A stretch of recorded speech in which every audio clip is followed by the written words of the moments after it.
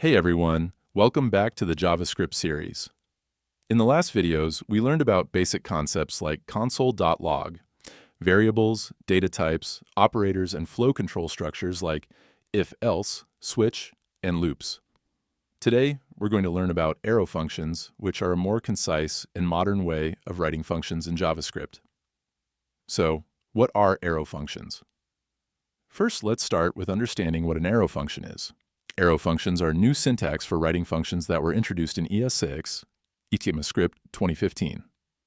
They are shorter and simpler, and they come with a few key differences compared to regular functions. Okay, let's take a look at the basic syntax of an arrow function. Const function name, parameters, arrow, and function body, const. Arrow functions are usually declared with const to avoid accidental reassignment. Function name, this is the name of the function. Parameters.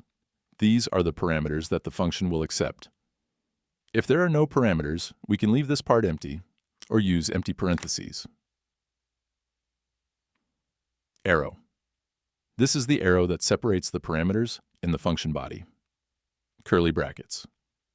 The body of the function where the logic will go. All right, let's see a simple example of an arrow function.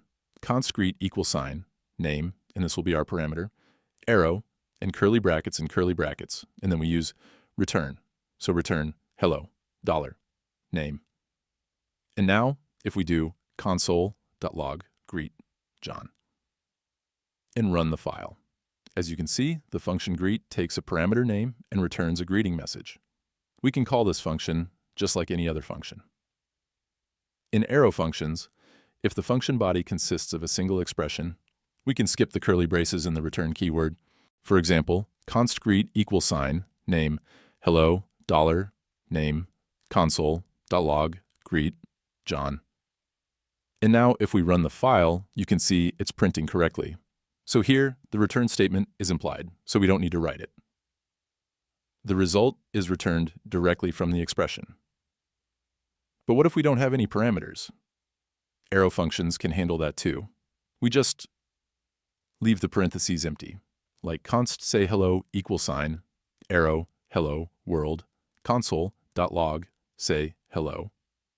And if we run the file, it's same. Notice that when there are no parameters, we use empty parentheses. This makes arrow functions flexible and concise.